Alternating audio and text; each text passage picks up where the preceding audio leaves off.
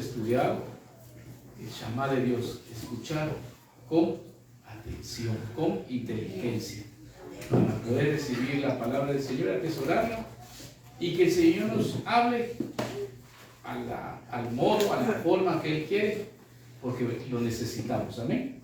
Así que voy a dejar el tiempo nuevamente con Keila, que es la hermana, la persona que tiene cargo de la palabra esta noche. Amén. Aleluya. Gloria a Dios. Dígame. Dios les bendiga, hermanos. Amén. Me decía Samuel desde el año pasado, no pasadas.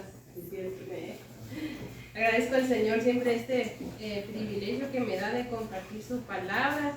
Los que hemos pasado sabemos que es algo difícil y pasamos con temor, ¿verdad? Y con respeto con lo que vamos a decir. Y le voy a pedir que se ponga de pie, por favor. Y me van a ayudar a orar, amén. Pero de verdad ayúdeme, hermano. No solo cierre sus ojos, sino que el Señor hable a través de mi boca y que sea su palabra la que sea respaldada. Amén. Señor y Padre, te damos gracias por este momento que nos has regalado, Señor, en tu presencia. Gracias por todos mis hermanos, los que se encuentran ya en tu casa, Señor. Gracias por este privilegio, Señor, que tú me has dado de compartir, Señor, una reflexión sobre tu palabra. Y te pido en esta noche, Señor, que quites todo el polvo de la atmósfera de nuestros corazones, que quieras, Señor, impedir que recibamos tu palabra como debe ser, Señor. Te pido en esta noche que sea la voz de tu Espíritu Santo, la única que se escuche, Señor. Yo reconozco, Señor, que no soy nada, Padre, si tú quieres usarme, úsame, Señor, como dice gracia, que nosotros tengamos corazones, Señor, dispuestos, que seamos buena tierra, donde la semilla de tu palabra sea depositada y donde pueda crecer, Señor, y dar mucho fruto. Te pido que bendiga, Señor, a mis hermanos. En el nombre de Jesús. Amén. Amén. Gracias, hermanos. Y le va a pedir que al que tiene a la par lo va a sacudir y le va a decir: quítate el sueño, dígale, quítate el sueño, porque esta noche va para largo. Amén. No se me vayan a dormir, hermanos, si no los voy a parar. No, pero sabemos que si no estoy mal durante el año, ¿cuántas vigilias hacemos, hermanos? ¿Dos o tres? Dos, ¿verdad? Hay una media vigilia, entonces debemos aprovecharlas, ¿verdad? Porque también el Señor nos manda a estar vigilantes. Amén. Amén. Voy a empezar con mi prédica de esta noche y como decía, que sea el Espíritu Santo el que hable a nuestras vidas. Y hemos estado hablando y reflexionando sobre el reino, ¿verdad? Si usted recuerda, las últimas semanas, los días domingo y los días viernes, nuestro pastor ha estado predicando sobre este tema. Entonces así le puse a mi prédica también el reino y vamos a seguir desarrollando un poco más sobre este tema. Entonces, tengo aquí un par de preguntas para ustedes. ¿Qué significa la palabra reino? No vamos a enfocarnos ahorita en el reino de Dios, sino solo la palabra reino. ¿Qué palabras se asocian con reino? O cuando usted cierra sus ojos, ¿qué se imagina cuando usted escucha reino? Yo voy a empezar. Yo me imagino un castillo. ¿Qué se imaginan ustedes? Vamos, díganme. Algo elegante. ¿Algo elegante? Un territorio. ¿Un territorio? Muy bien. ¿Alguien más? Riquezas. ¿Riquezas? ¿Pueblo? ¿Alguien dijo pueblo? Elegancia. Elegancia, un rey. Muy bien, gracias, hermanos. Entonces creo que sí tenemos la noción más o menos de lo que significa un reino, ¿verdad? Ahora les voy a leer lo que significa, pero el significado que yo encontré. Dice: la palabra reino proviene del latín regnum, que significa territorio del rey o dominio. Esta raíz latina está ligada al verbo regere, que significa gobernar o dirigir, haciendo referencia al área sobre la cual un monarca ejerce autoridad. Y la forma más fácil, diría yo, de entender qué significa reino es traduciéndolo al inglés, porque reino en inglés significa kingdom, se dice kingdom, y king significa rey, y dom viene de la palabra dominion, que es dominio. Entonces se podría traducir como un rey que tiene dominio sobre algo. Amén. También encontré que la palabra reino viene de una palabra griega que es basileia, que significa el reino en el que un rey soberano gobierna. Como ustedes saben, a mí me gusta mucho buscar sinónimos. Dice que los sinónimos del reino son corona, monarquía o imperio. Entonces, cuando yo mencione la palabra imperio, estoy hablando de un reino. Muy bien. Entonces, como ustedes me mencionaron, como yo les leí, entendemos que el reino tiene que ver con autoridad, con dominio o la soberanía de alguien sobre un territorio, ¿verdad? ¿Y cuáles son los sinónimos de estas palabras? De autoridad, de dominio y soberanía. Autoridad significa poder, potestad, jurisdicción, poderío o influencia. Dominio significa posesión, pertenencia, control, sometimiento o potestad. Y soberanía significa autoridad y poder. Y en la Biblia, hermanos, se lee muchas veces esta palabra, la palabra reino. Pero nosotros vamos a hacer enfoque en esta noche específicamente en el reino de Dios, en el reino de los cielos. Y el reino de Dios es descrito de varias maneras, como van a poder ver aquí. Por ejemplo, en Mateo 13:11 se le dice el reino de los cielos. En Efesios 5:5 se le menciona el reino de Dios o el reino de Cristo y de Dios. En Apocalipsis 11:15 se menciona reino del Señor y de su Cristo. En Lucas 22:30 también Jesús muchas veces habló del reino y se refirió a él como mi reino. Y en 2 Timoteo 4:1 Pablo, refiriéndose a Jesús, también lo llamó el reino de Cristo Jesús. Entonces, ¿por qué le digo esto? Para que usted entienda que todos estos términos son lo mismo, son sinónimos. Como nos preguntaba el pastor, ¿verdad? Hace algunos viernes, ¿el reino de Dios y el reino de los cielos es lo mismo? Sí, es lo mismo, son sinónimos. Y en la Biblia, hermanos, el reino de Dios se menciona tanto en el Antiguo Testamento como en el Nuevo Testamento, pero se habla más sobre esto, se hace más énfasis en el Nuevo Testamento. Aproximadamente más de 100 veces se menciona la palabra reino. Y la persona que más hablaba sobre el reino en el Nuevo Testamento, ¿quién creen que era? Jesús, por supuesto. Jesús siempre estaba predicando sobre el reino desde el momento en que él comenzó su ministerio, empezó hablando sobre el reino. Sus parábolas, sus historias, sus enseñanzas siempre eran sobre eso. Y él ilustraba el reino de Dios por medio de muchos ejemplos, ¿verdad? Entonces, hermanos, ¿qué es el reino de los cielos? ¿Qué es lo que significa? Ahora quiero que me acompañe a Salmos 145, 3. Y voy a estar leyendo en diversas versiones que también las van a poder leer ahí. Amén. Salmo 145, 13 y dice así: tu reino existirá para siempre. En otras versiones dice: tu reino es eterno. Tu dominio permanecerá de generación en generación. El Señor es fiel a sus promesas y todo lo que hace es bueno. Ahora vamos a irnos a Juan 18:36. Juan 18:36 y dice: Jesús contestó: mi reino no es un reino terrenal.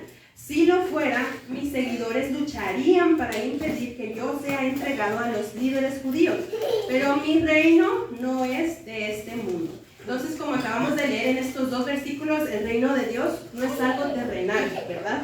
No es un lugar específico, también como nos decía nuestro pastor, es algo eterno, como menciona Salmos. Pero su manifestación se da entre nosotros, hermanos. Aunque no sea de aquí, se manifiesta entre nosotros. ¿Amén? Amén. Y si me confundo algo, hermanos, ahí están los pastores y después me regañan. Entonces, en el mundo, hermanos, durante la historia sabemos que han existido muchas civilizaciones, ¿verdad? Muchos pueblos que han sido famosos, y cada una de estas civilizaciones ha pertenecido a un imperio muy famoso, muy poderoso. Y estos reinos han tenido características que los han identificado, ¿verdad? Tienen un rey o tienen un gobernador o un emperador. Tienen un estilo de vida específico, tienen valores, tienen sus creencias, diferentes tipos de personas con sus costumbres y demás, ¿verdad? Y todo esto que les estoy mencionando forma parte de la cultura de estos reinos. Y les voy a leer qué significa cultura.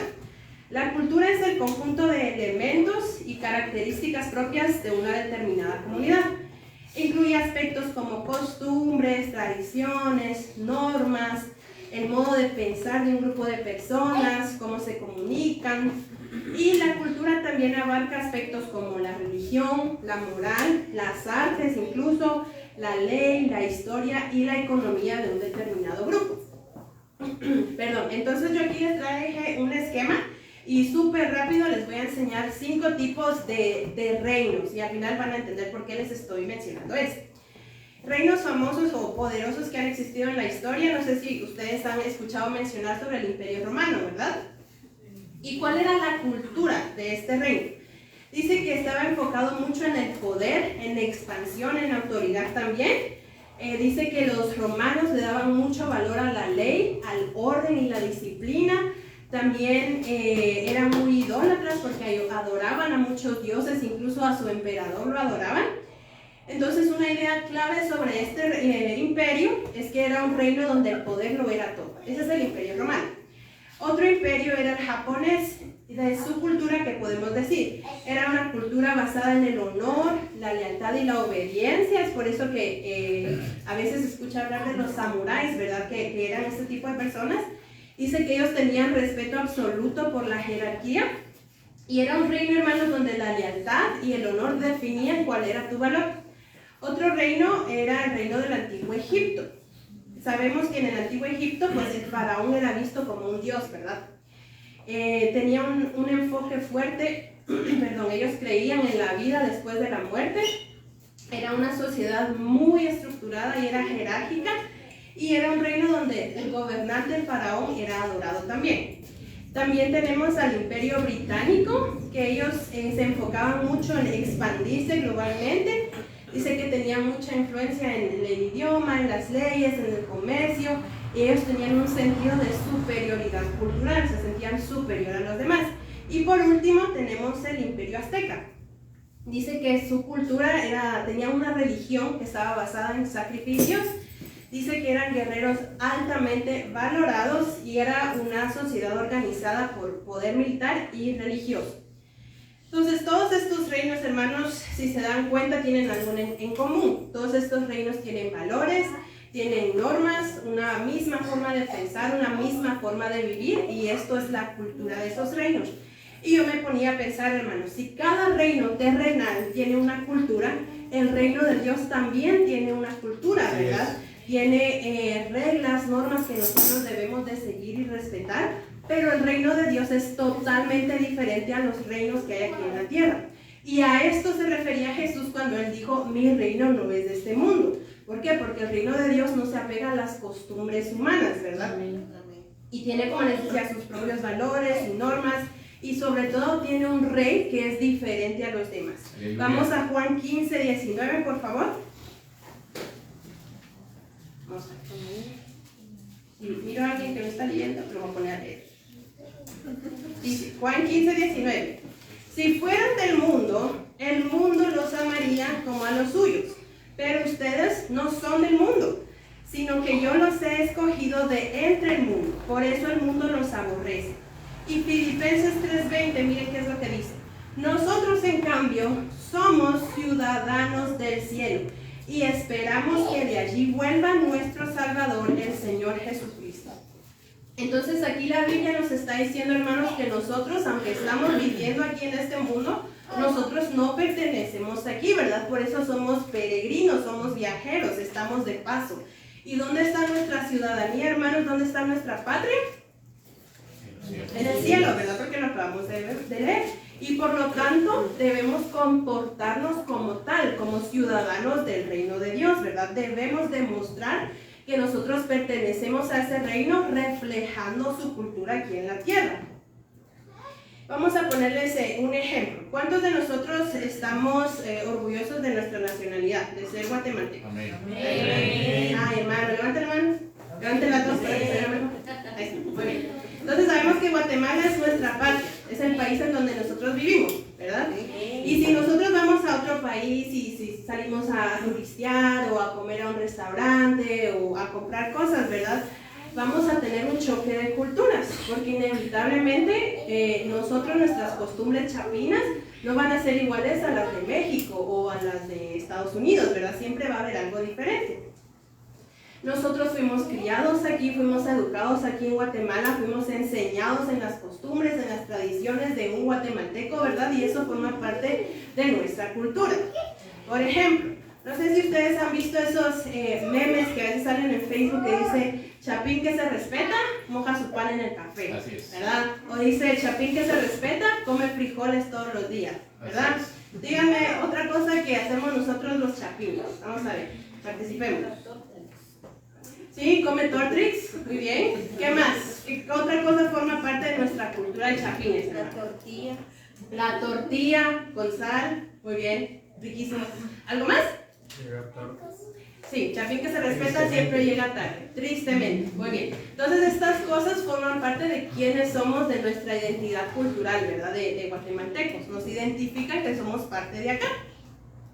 Y me preguntaba yo, hermanos, entonces, ¿qué forma parte de la cultura del reino de Dios? ¿Y qué nos dice la Biblia sobre esto, sobre el estilo de vida del reino de los cielos? Y lo vamos a leer, Romanos 14, 17. Este es un versículo que también nos enseñó el pastor hace unas semanas. Amén. Romanos 14, 17. Mira lo que dice esta versión.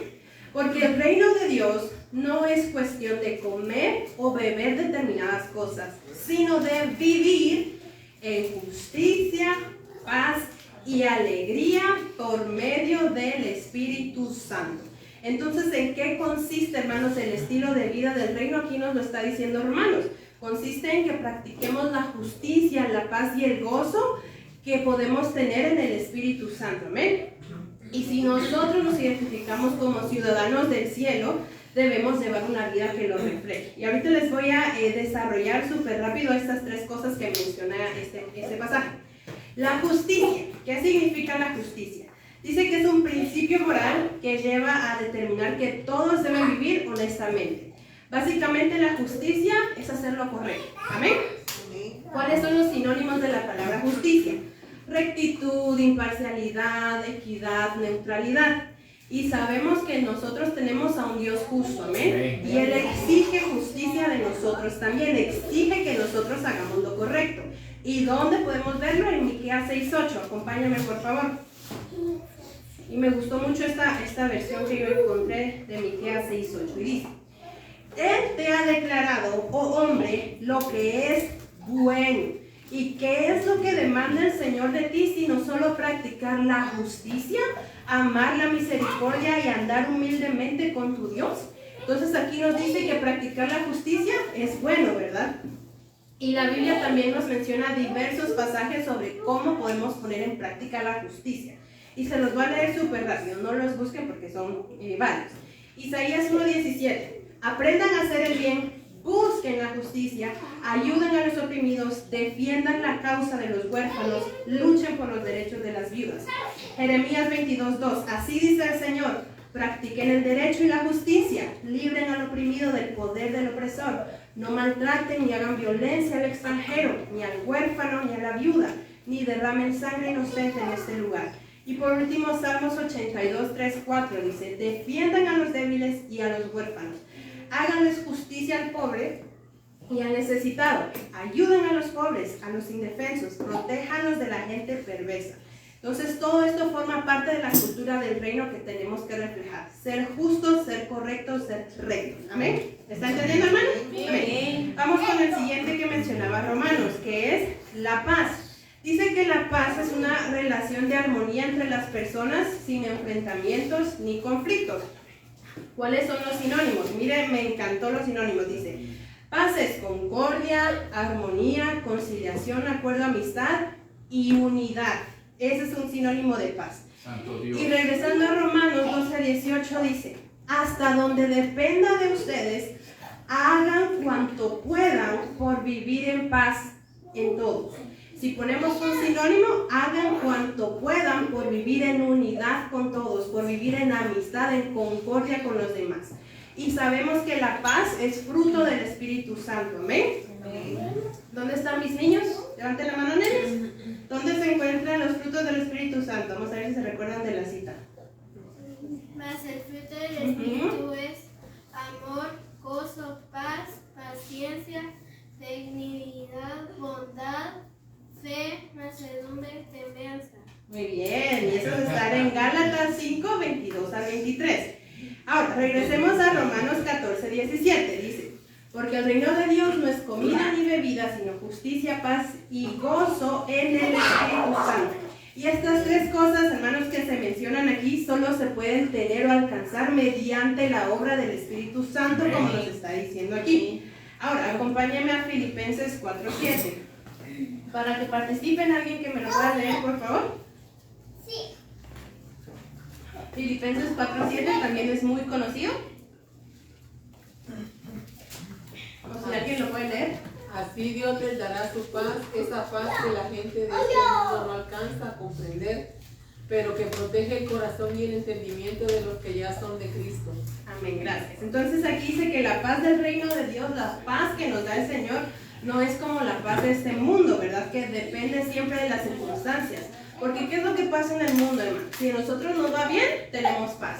Pero cuando viene la prueba, ahí ya no tenemos paz, estamos intranquilos, enojados, tristes, enojados de todo. Pero esa no es la paz que nos da el Señor, ¿verdad? Porque si nosotros estamos llenos del Espíritu Santo, vamos a tener una paz abundante y una paz que los demás no van a poder comprender. Aunque nosotros estemos en pruebas, en luchas, en nuestro desierto, nosotros vamos a poder estar en paz. Amén. Y el siguiente era el gozo. Dice que el gozo es una alegría o un placer profundo. Dice que no es una felicidad común, sino va más allá, que es profundo. ¿Cuáles son los sinónimos del gozo? Alegría, consuelo, contento, placer, gusto, disfrute, deleite y felicidad. Vamos a Juan 15:11, amén. Y dice así: estas cosas les he hablado para que mi gozo esté en ustedes y su gozo sea perfecto. Aquí nos está diciendo el Señor que el gozo que Él nos da es perfecto, hermanos. Imagínense tener un gozo perfecto en nuestras vidas. Y podemos encontrar el gozo estando en la presencia del Señor. Y Salmos 16:11 nos lo dice: me mostrarás la senda de la vida. En tu presencia hay, ¿quién se lo sabe? Plenitud de gozo, delicias a tu diestra para siempre. Encontré otra versión que decía: en tu presencia hay totalidad de gozo. El gozo que viene de Dios, hermanos, significa estar contentos, deleitados en las dificultades, ¿verdad?, que tenemos en este mundo. Y solo la comunión con el Señor puede hacer que nuestro gozo sea completo, sea pleno y sea total. Ahora vamos a Romanos 15:13.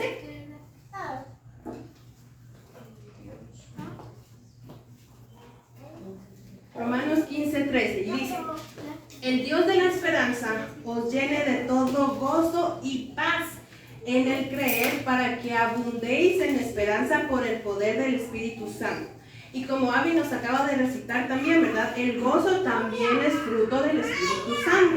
Y producimos fruto, hermanos, cuando el Espíritu Santo mora en nosotros, cuando su carácter se desarrolla en nuestros corazones. Si nosotros practicamos la justicia, la paz, el gozo, vamos a hacer evidente el reino de Dios en nosotros. ¿Amén?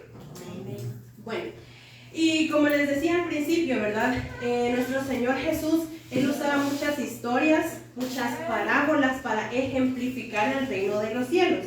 Y aquí van a ver una pequeña lista, solo son 6, pero hay muchas más parábolas que el Señor usó para dar ejemplos de cómo era el reino de los cielos. Se las voy a mencionar brevemente, no las busquen, si ustedes quieren, léanlas en su casa.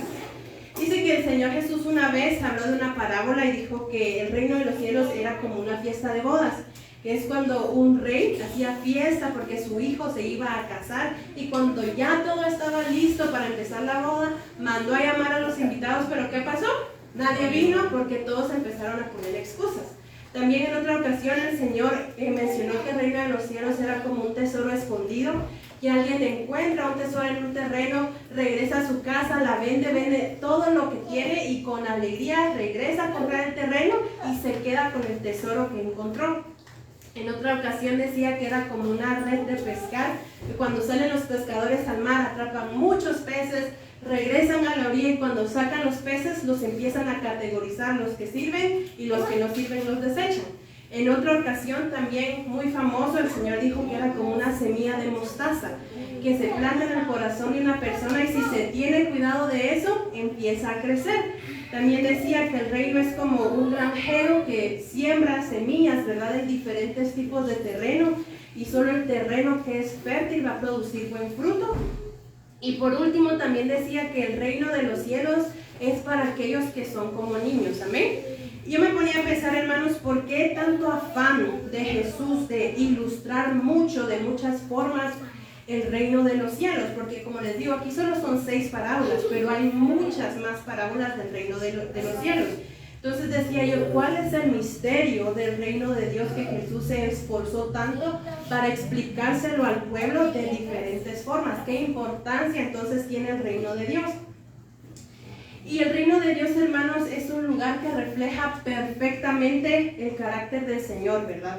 Refleja quién es Él, qué es lo que Él hace, refleja lo que Dios quiere y su voluntad, porque Él es el Rey, ¿verdad? Y sabemos que en un reino existe un Rey y también está el pueblo, ¿verdad? Y en un reino, tanto el Rey como los súbditos, como el pueblo, tienen diferentes responsabilidades, ¿verdad? Tienen que cumplir con diferentes funciones para que el reino todo esté en paz y todo esté en orden. Entonces, les voy a leer aquí rápido algunas funciones que tiene un rey y las funciones que tiene el pueblo. Dice que en primer lugar, el rey es encargado de gobernar y tomar decisiones, porque él crea las leyes y las normas para el reino. Dice que un rey también imparte justicia y se asegura de que haya orden y se castigue lo malo. También un rey protege su reino, por supuesto, porque dirige al ejército y vela por la seguridad del reino. Y dice que también un rey administra los recursos del reino, maneja las riquezas, los bienes del reino. Y por último, un rey guía a su pueblo, porque le da visión y le da liderazgo. Y en resumen, hermanos, un rey dirige, cuida y establece el orden en su reino. Amén. Ahora, el pueblo está formado por todos los habitantes del reino y ellos también tienen responsabilidades que cumplir. Por ejemplo, el pueblo tiene que obedecer a los reyes, tiene que respetar lo que se establece por un rey. El pueblo también tiene que trabajar y aportar para el mismo reino, como cultivos, comercio, producir bienes o servir en diferentes áreas. Dice que los habitantes del pueblo también tienen que pagar tributos o impuestos para que funcione el reino, ¿verdad? También dicen que tienen que defender el reino en algunos casos, porque un reino tiene ejército, tiene soldados. Y también dice que lo más importante es que un pueblo debe ser leal al rey, debe reconocer su autoridad y someterse al rey. Y un reino funciona bien, hermanos, cuando el gobernador gobierna, valga la redundancia, de forma correcta y cuando el pueblo responde correctamente al rey.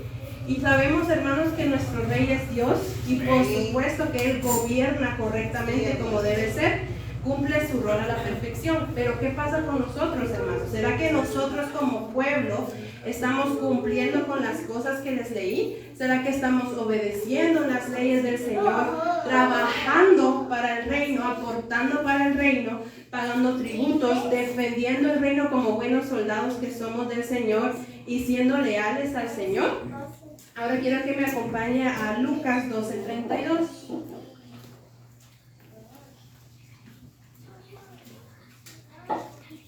Amén. Quiero que me lo lea un niño, por favor. Sí participan los peques también. Lisa, Diami, Sofi, que ya puede leer.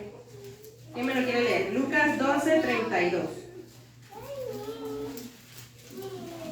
Amén. ¿Alguien? No temas, manada pequeña, porque a vuestro Padre le ha parecido daros el reino. Amén. Gracias, Ari. En la versión que yo tengo encontré que decía, ustedes son un rebaño pequeño, pero no tengan miedo, porque su Padre ha decidido darles el reino. Mire qué bendición del Señor. La palabra dar significa entregar, conceder, otorgar o asignar algo. Y si la Biblia lo dice, hermanos, es porque es verdad, ¿cierto?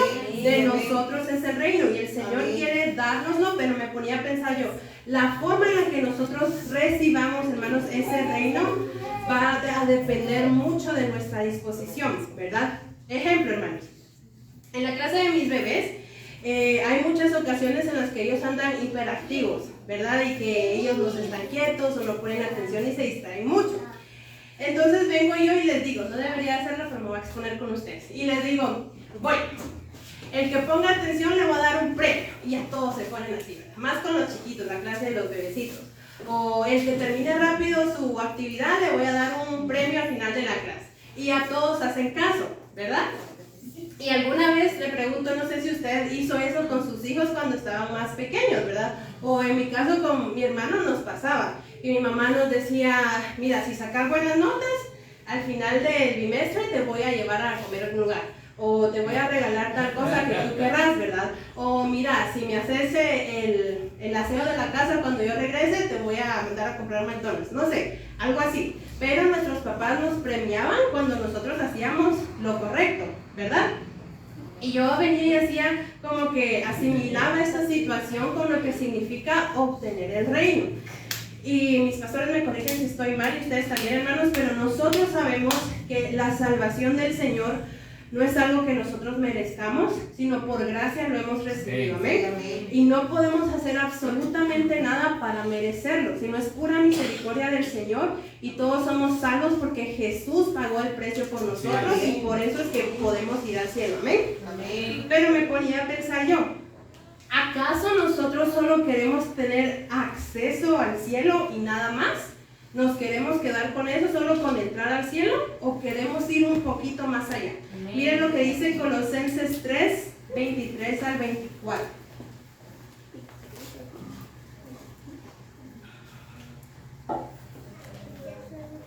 Colosenses 3, 23, 24 dice: trabajen de buena gana en todo lo que hagan, como si fuera para el Señor y no para la gente. Recuerden que el Señor los recompensará con una herencia y que el amo a quien sirven es Cristo.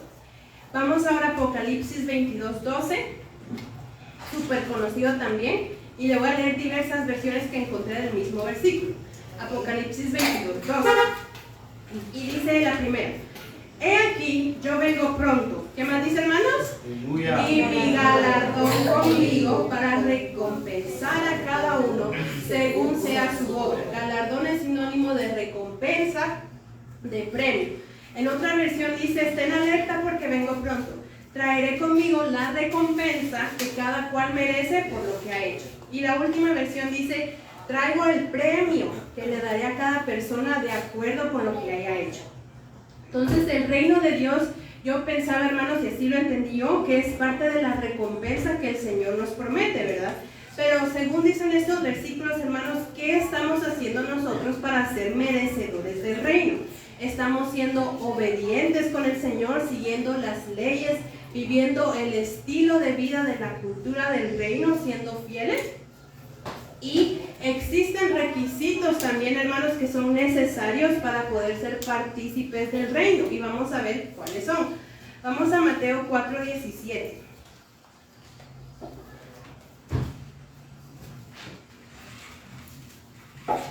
¿Ven? Y dice: a partir de entonces, Jesús comenzó a predicar: arrepiéntanse de sus pecados y vuelvan a Dios, porque el reino del cielo está cerca. Y 1 Corintios 6, 9, 10 dice: no se dejen engañar. Ustedes bien saben que los que hacen lo malo no participarán en el reino de Dios. Me refiero a los que tienen relaciones sexuales prohibidas, a los que adoran a los ídolos, a los que son infieles en el matrimonio, a los afeminados, a los hombres que tienen relaciones sexuales con otro hombre, a los ladrones, a los que siempre quieren más de lo que tienen, a los borrachos, a los que hablan mal de los demás y a los tramposos.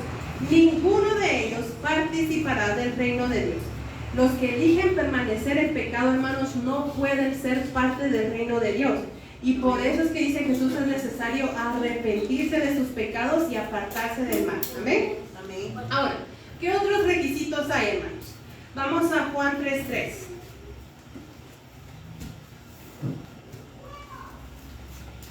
Amén, dice: respondió Jesús y le dijo: de cierto te digo, este es Jesús hablando con Nicodemo, que el que no naciere de nuevo no puede ver el reino de Dios. Otros versículos más adelante, Juan 3:5 dice: te aseguro que quien no nazca de agua y del Espíritu no puede entrar en el reino de Dios. Y 1 Corintios 6, 8 al 10 dice, vamos a leer sobre el 9. ¿No saben que los injustos no heredarán el reino de Dios? Ahora, si ustedes son observadores, hermanos, y tienen buena comprensión lectora, ¿qué pueden ver en estos 3 versículos? Hay algo que para mí resaltó y yo dije, esto está interesante. ¿Quién me puede dar ideas? Juan 3:3, Juan 3:5 y 1 Corintios 6:9. ¿Quiere que se lo lea otra vez? Se lo leo otra vez. Juan 3:3. De cierto te digo que el que no naciere de nuevo no puede ver el reino. Juan 3:5. El que no nazca de agua y del Espíritu no puede entrar en el reino de Dios. Y 1 Corintios 6:9, perdón. ¿No saben que los injustos no heredarán el reino de Dios? ¿Qué pueden ver aquí? Sí, Alex. Yo pude ver aquí 3 cosas que habla el Señor para que nosotros podamos ser parte del reino, como 3 categorías, 3 formas. Podemos ver el reino, podemos entrar en el reino o podemos heredar. Eso es lo que yo entendí, ¿amén? ¿Y qué es lo que usted quiere, hermano? Yo no sé usted, pero yo quiero heredarlo, porque si yo le heredo, obviamente lo voy a ver y voy a entrar en él, ¿amén? Y vamos a desarrollarlo y con esto ya voy a ir terminando. ¿Qué significan estas 3 cosas? Ver el reino, entrar en el reino o heredarlo. Ver significa percibir, apreciar o captar con nuestros ojos algo mediante la acción de la luz. ¿Cuáles son los sinónimos de ver? Mirar, observar, avistar, avisar, contemplar, distinguir. Y esto lo mencionaba Juan 3:3. El que no naciere de nuevo no puede ver el reino de Dios. Nacer de nuevo, hermanos, nos da seguridad de ver el reino de Dios, pero no significa volver a entrar en el vientre de nuestra mamá, que es como Nicodemo lo entendió en aquel entonces, ¿verdad? Que le dijo a Jesús. Sino significa, hermanos, un nacimiento espiritual. Nacer espiritualmente, tener una vida nueva en Cristo y un cambio en el interior. Entonces, esto es un requisito importante para divisar, para contemplar, para observar el reino. Y si usted se dio cuenta de los sinónimos que le leí, ninguno de los sinónimos de observar era entrar, solo observar y contemplar. Y les voy a dar un ejemplo aquí, hermanos, que ya todos sabemos esta historia. Un personaje en la Biblia al que Dios le hizo una promesa. Le dio una promesa de ver, entrar y ser partícipe de la recompensa que el Señor tenía para su pueblo. ¿Y quién era ese personaje, hermanos? Moisés. Vamos a Números 20, por favor, 6 al 12.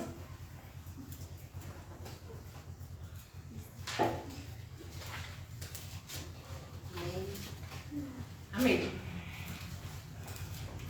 No se me van a dormir porque vamos a leer bastante. Amén. Amén. ¿Siguen despiertos, hermanos? Amén. Amén. Dice, Moisés y Aarón se alejaron del pueblo y se fueron a la entrada de la tienda del encuentro. Allí se inclinaron hasta tocar el suelo con la frente. Entonces la gloria del Señor se les apareció y el Señor le dijo a Moisés, pongamos atención, toma el bastón y con la ayuda de tu hermano Aarón reúne a la gente. Luego, delante de todos, miren lo que le dijo el Señor a Moisés. Ordénale. En otras versiones dice, háblale a la roca que les dé agua y verás que la roca brotará agua para que beban ellos y el ganado. Versículo 9. Moisés tomó el bastón que estaba delante del Señor tal como él se lo ordenó. Luego Moisés y Aarón reunieron a la gente delante de la roca y Moisés les dijo, escuchen rebeldes, ¿acaso tendremos que sacar agua de esta roca para darles de beber? Y miren lo que hizo Moisés. Versículo 11. Diciendo esto, Moisés levantó la mano y, ¿qué es lo que hizo? Golpeó. Y como si fuera poco, 2 veces. No lo hizo una vez, fueron 2. Y brotó mucha agua. Así la gente y el ganado se pusieron a beber. Pero el Señor dijo a Moisés y a Aarón, puesto que ustedes no tuvieron confianza en mí, ni me honraron delante de los israelitas. Yo leía otra versión, hermanos, que me impactaba, que decía, ustedes no honraron mi santidad en frente del pueblo. Por eso no entrarán con esta gente en el país que les he dado. Y me ponía yo a pensar, hermanos, sabemos la clase de persona, de personaje, de siervo que fue Moisés. ¿Amén? Amén. Y miren lo que dice la Biblia, cómo la Biblia misma describe a Moisés, y eso está en Deuteronomio 34, 10, 12. Nunca más hubo en Israel otro profeta como Moisés. La Biblia misma, hermanos, describiendo a Moisés, con quien el Señor hablara cara a cara, o que hiciera todos los prodigios y maravillas que el Señor le mandó hacer en Egipto contra el faraón, sus funcionarios y todo su país, o que le igualara en poder y en los hechos grandes e importantes que hizo a la vista de todo Israel. Y también en Números 12:3 dice: Moisés era muy humilde, más humilde que cualquier otro hombre en la tierra. En otras versiones dicen que él era el más manso de toda la tierra. Entonces, ¿quién era Moisés, hermanos? Favorecido delante de los ojos del Señor, era amigo de Dios, hermanos, vio la gloria del Señor, hizo milagros, hizo maravillas que nadie pudo replicar, dice la Biblia. Era el hombre más manso, más humilde de la tierra, y sin embargo, un error por un enojo le costó su entrada, su herencia a la tierra prometida. Miren Deuteronomio 32, 48, 50. Esto es ya cuando el Señor le dice a Moisés que está a punto de fallecer. Miren lo que pasa aquí. Deuteronomio 32, 48, 50. Aquel mismo día, el Señor se dirigió a Moisés y le dijo: ve a las montañas de Abarim y sube al monte Nebo, que está en territorio moabita, frente a Jericó. Y mira, observa, contempla desde allí la tierra de Canaán, la cual voy a dar en prosperidad a los israelitas. Allí en ese monte al que vas a subir, morirás e irás a reunirte con los tuyos como tu hermano Aarón. La promesa del Señor para Moisés, ¿cuál era, hermanos? Que entrara, que poseyera la tierra prometida, ¿verdad? Pero por su desobediencia, Dios le permitió solo ser partícipe por medio de ver la tierra prometida, ¿verdad? Y yo me ponía a pensar, hermanos, qué coraje. Si yo fuera Moisés, cuando llegara al cielo, Señor, ¿por qué? Qué coraje, hermanos. 40 años en el desierto, hermanos. Todo lo que tuvo que pasar con ese pueblo necio, rebelde, yo me imagino que hasta le caía mal a Moisés, para que por un error no pudiera entrar Moisés a la tierra prometida. Dios no le dejó pasar una a Moisés, siendo el siervo que fue. Ahora imagínense a nosotros, hermanos. Santo Dios. ¿Queremos solo ver el reino o queremos entrar en el reino? ¿Qué significa entrar? Significa ir o pasar de fuera adentro. Sinónimos de entrar: acceder, pasar, introducirse, meterse, adentrarse, penetrar o internarse. Vamos a Juan 3:5 otra vez, y decía aquí Jesús: te aseguro que quien no nazca de agua y del Espíritu no puede entrar en el reino de Dios. Y Marcos 10, 14 al 16 dice: Jesús, viendo esto, se enojó y les dijo: dejen que los niños vengan a mí, y no se los impidan, porque el reino de Dios es de quienes son como ellos. Les aseguro que el que no acepta el reino de Dios como un niño no entrará en él. Dos versículos diferentes que mencionan cosas diferentes para tener entrada al reino. Primero, nacer de nuevo es requisito solo para ver el reino, pero el Señor agrega otra cosa más unos versículos después: nacer del agua y del Espíritu, y Marcos dice ser como niños. Miren lo que dice Hechos 2:38. ¿Quién me lo puede leer, por favor? Ahí está en la pantalla también. Amén. ¿Alguien? Pedro contestó: cada uno de ustedes debe arrepentirse de sus pecados y volver a Dios, y ser bautizado en el nombre de Jesucristo para el perdón de sus pecados. Entonces recibirán el regalo del Espíritu Santo. Amén. Gracias, Denis. Y aquí hablamos otra vez del arrepentimiento de los pecados. Jesús aquí está hablando de una limpieza, de una regeneración. Regeneración significa renovación, transformación, corrección. Y no solamente es de algo externo, sino de algo interno también, ¿verdad? Y esto se menciona también en el Antiguo Testamento. Miren, yo me enamoré de este versículo. Ezequiel 36, 25, 27. Ezequiel 36, 25, 27. Miren lo que dice esta versión. Entonces será como si yo hubiera esparcido agua limpia sobre ustedes, porque serán limpios. Su inmundicia será lavada y sus homenajes a los ídolos será cosa del pasado. Y les daré un corazón nuevo, les daré intenciones nuevas y rectas, y pondré un espíritu nuevo en ustedes. Les quitaré sus corazones de piedra, tercos e insensibles, y les daré nuevos corazones llenos de amor y buenas intenciones. Y pondré mi espíritu dentro de ustedes para que sigan mis instrucciones y hagan todo cuanto es justo y agradable para mí. Cuando Jesús menciona aquí con Nicodemo nacer del agua y del espíritu, también está haciendo referencia a este verso en Ezequiel del Antiguo Testamento. Y nacer del agua o el bautismo, como les digo, si estoy mal me corrigen, significa una purificación, ¿verdad? O un lavamiento interior. Representa la muerte de nuestro antiguo yo. Y a quienes recibimos la clase o los que recién se bautizaron, creo que eso fue 2 años, también entendimos, ¿verdad? Que es como que nuestro pasado queda ahí en el agua, ¿verdad? Ya somos unas personas completamente nuevas. Y también esto de nacer de nuevo por el Espíritu y por el agua se refiere a la palabra de Dios. Vamos a Efesios 5:26. ¿Sam, me puedes ayudar a leerlo, por favor? Para santificarla, habiéndola purificada en el lavamiento del agua con la palabra. Muy bien. La palabra de Dios es el agua, hermanos. Como dice aquí, habiéndola purificado, que habla la iglesia en el lavamiento del agua por la palabra. Entonces, ¿qué es lo que hace la palabra de Dios, hermanos? Nos lava, nos limpia, nos purifica de todas nuestras impurezas. Y Juan 15:3 dice, ya vosotros estáis limpios por la palabra que os he hablado. ¿Qué es lo que limpia nuestras vidas, hermanos? La palabra de Dios, hermanos. Nacer del Espíritu significa recibir vida espiritual de parte de Dios también. Vamos a Juan 1:12-13. Juan 1:12-13 dice, pero a todos los que lo recibieron, a los que creen en Él, les dio el derecho de ser hijos de Dios. Vamos otra vez, les dio el derecho de ser hijos de Dios. Y los hijos de Dios no nacen de la sangre, ni por deseos naturales o por voluntad humana, sino que nacen de Dios.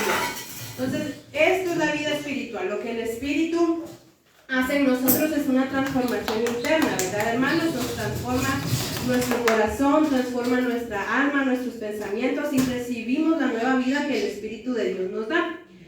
Ahora Tito 3:5. Tito 3:5 dice, Él nos salvó, no por las acciones justas que nosotros habíamos hecho, sino por su misericordia. Nos lavó quitando nuestros pecados y nos dio un nuevo nacimiento y vida nueva. ¿Por medio de quién? Del Espíritu Santo. Entonces el agua, la palabra nos limpia, hermanos, de nuestras impurezas y el Espíritu Santo pone una nueva vida en nuestro interior y en nuestro corazón. Amén. Ahora, el último, Marcos 10:15. Les digo la verdad, el que no acepta el reino de Dios como un niño, no entrará jamás en él. La actitud de un niño sabemos que es muy diferente a la actitud de nosotros de adultos, ¿verdad, hermanos? ¿Por qué? Porque los niños son muy inocentes, son puros y no hay maldad en los niños, ¿verdad? ¿Cómo es el corazón de un niño? Los que tienen hijos chiquitos o se acuerdan los papás de cuando eran sus hijos pequeños, sabemos que los niños son muy especiales, ¿verdad? Por ejemplo, en las clases de mis bebés más pequeñas, yo tengo a Sophie, tengo a Lucy, tengo a Esther, tengo a Diana y tengo a David. Y Sophie, hermanos, es una niña demasiado curiosa y yo amo eso de ella. Siempre anda preguntando, ¿qué vamos a comer de refa? O ¿cuál va a ser la clase de hoy? O si uno está triste, ¿qué te pasó? ¿Tenés dulce? Así es Sophie, es demasiado curiosa. Lucy es una niña, hermanos, muy inteligente. Ella siempre se esfuerza y es muy responsable también. Esther, miren, Esther es una niña tan pero tan educada, hermanos.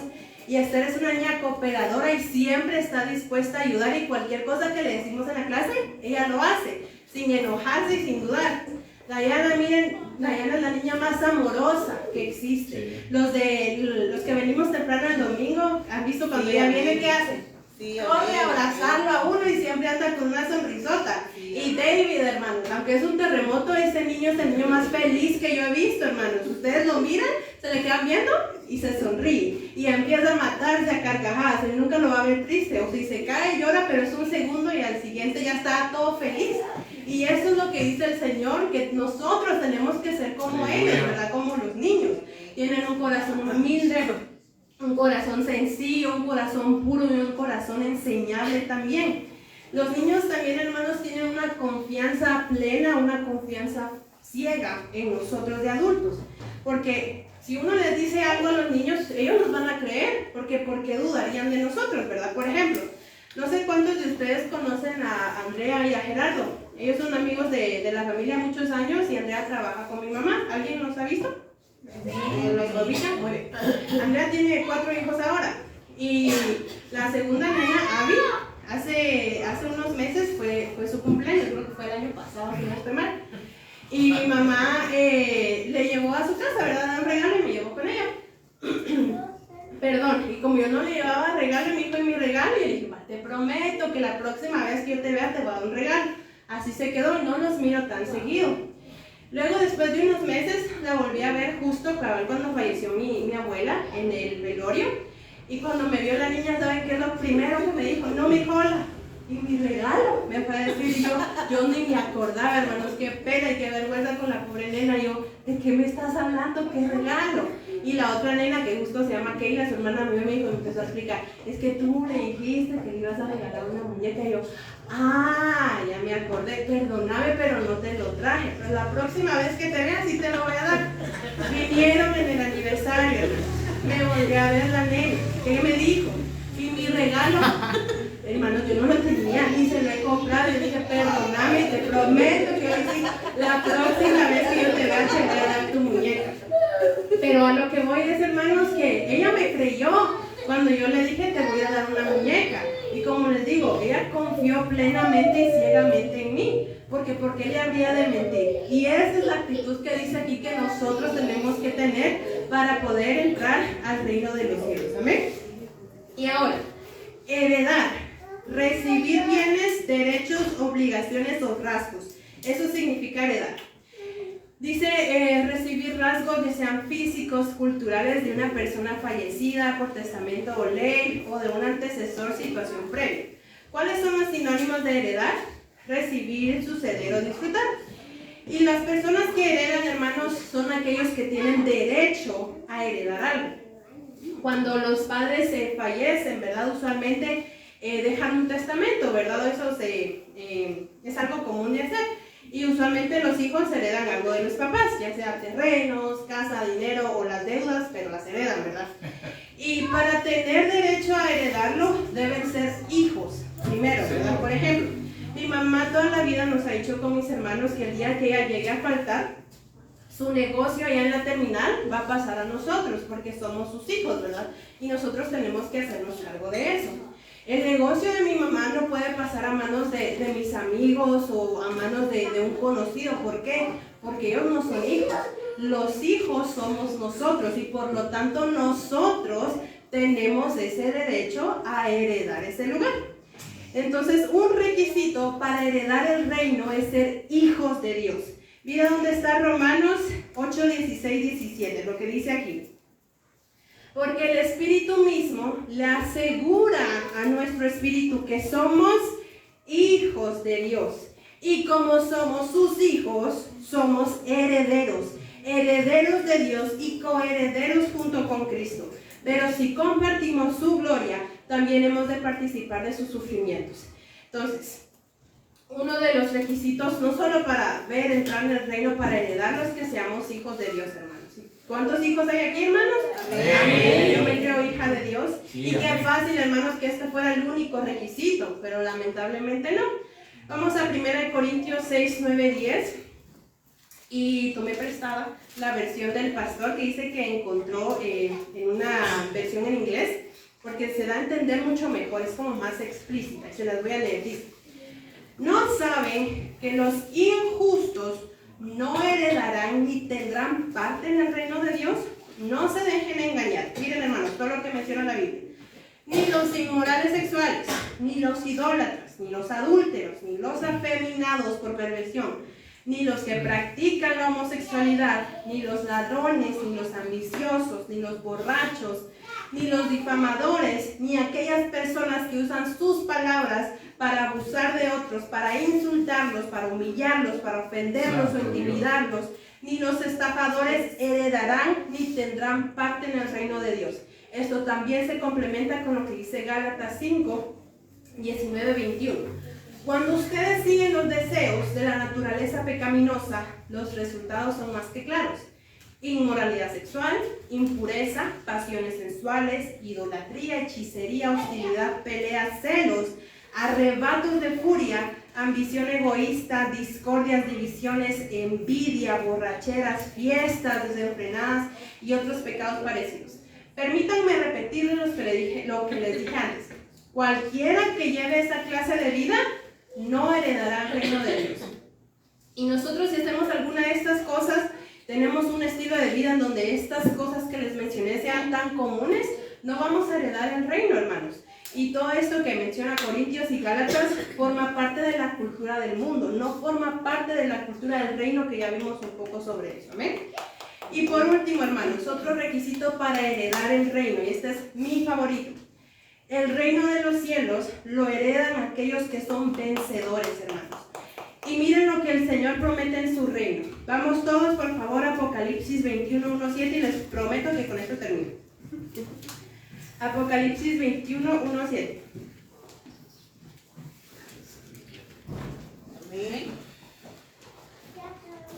Miren la promesa del Señor, hermanos.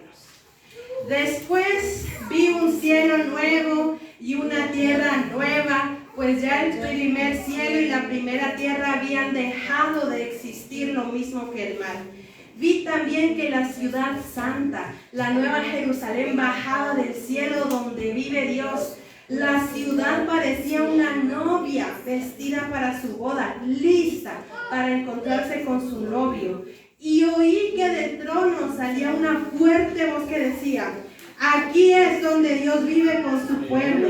Dios vivirá con ellos y ellos serán suyos para siempre. En efecto, Dios mismo será su único Dios. Él secará sus lágrimas y no morirán jamás.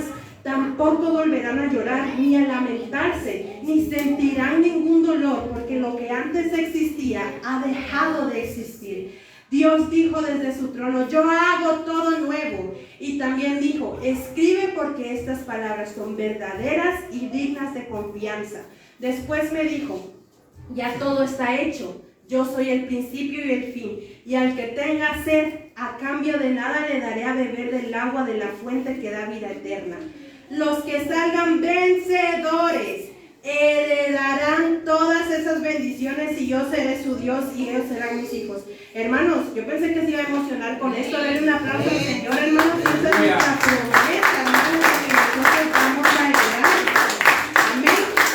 Y les voy a leer otras dos versiones de este último versículo. Dice la Biblia amplificada en inglés, dice: el que venza al mundo manteniéndose fiel a Cristo Jesús como Señor y Salvador, heredará estas cosas, y yo seré su Dios y él será mi hijo.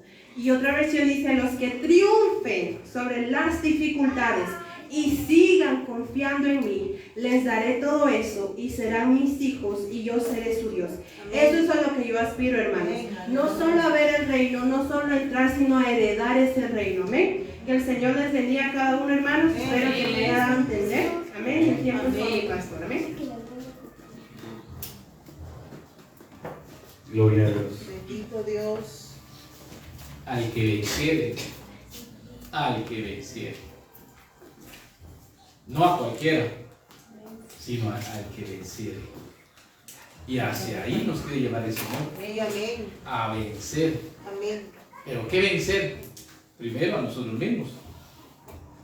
Es que ese es el inicio. Y luego todo lo que se venga. Pero es al que venciere. Bendigo el nombre del Señor por la vida de Keila, por la habilidad y el don que le ha puesto en ella. Yo hablo con ella y le digo: maestra, pues está funcionando allá en su trabajo como maestra, y sería una vergüenza, una pena que no lo desarrollara aquí también, ¿verdad? Que le costara aquí. Pero Dios nos capacita, hermanos. A cada uno de nosotros el Señor nos da una capacidad. Muchas veces lo enterramos, lo guardamos. Recuerden que va a venir el Señor a pedir cuentas con los talentos que nos ha dado. Hermano, pero ya tengo tantos años. No importa. Tenemos don de Dios. Amén. Vamos a hacer el primer corte en este momento. y vamos a quedarnos ahí en el